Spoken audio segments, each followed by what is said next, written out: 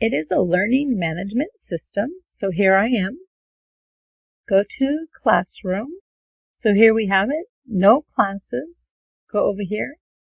Plus, we don't want to join a class. That's what your students will do. We're going to create a class.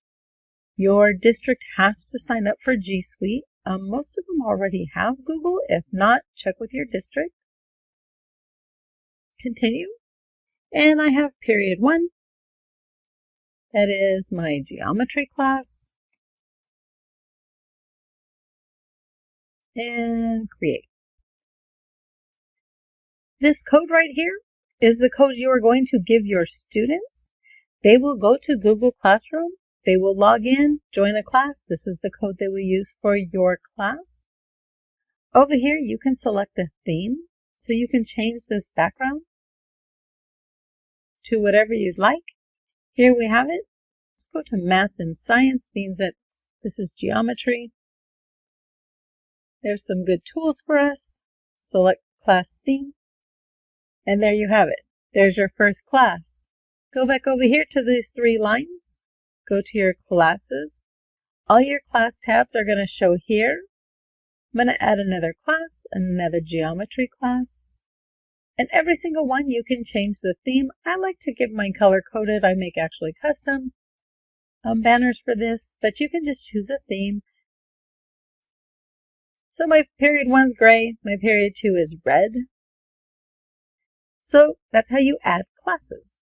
You're going to give this code to your students. Your students will add. If you want, you can add your own students. You go here to people. I am not able to show you because I am not hooked up to a class, but this is where you would do it. And you would type in the name of your student here, and it would send them an email. The easiest way I have found is just to give them the code. Give the students the code. They log in. They join your class, enter the code, and they're in. So let's go ahead and get started, and let's show you how to then share your resources, share work with the students. So here we have Classwork tab. Under the Classworks, we can create an assignment. So we have assignments. I can do a quiz. I can just post a question for them. I can post materials, or I can reuse a post. So first I'm going to create an assignment, and I'm only going to assign it to period 1. So this is going to be their homework. I'll tell them read pages 1 through 5. And then I would add the pages here. So I can take a picture of them with my cell phone if I need to. I can upload my assignment from Google Drive, from my files, if I have any links. If I wanted to post a YouTube video here and tell them, hey, watch this video, take notes, I could do that as well. Let's go over here to my drive. Over here, Mod 5, open it up, and I'm going to upload that. Now here I can assign it so the students can view it. I can assign it so the students can edit the file, or worksheets and things like that. Make a copy. Everybody gets their own copy. Right now it's going to be assigned to period 1. I could also assign it to period 2 at the same time. How many points? You can also differentiate if you have 2 different homework assignments, one for maybe your RSP kids and one for your regular ed kids. You can do that here. You would just uncheck this all button because your students will be listed down below here, and click on the name of the student who gets this assignment, create your next assignment, and click on the name of those students that will get the next assignment. But for this case, we'll go ahead and leave it at all. Make sure you put a due date. If you don't, they may not turn it in. The good thing about having a due date on there is that way you know if it's turned in late. And I like to create topics. So this was module 5. So I'm going to have a category for module 5, and I'm going to assign this. In my actual Google Classroom, over here on the left side, I have a folder for every single topic, and every single one has everything in it. I can reuse it year after year. It's all saved right there. So I was like, oh no, I created this assignment. I decide I do want to use the same exact assignment for period 2. So over here on the left side, go to period 2. go to classwork, and this time, instead of creating an assignment, I'm going to reuse a post. And the post that I want to reuse is from period 1. This is it. Reuse it.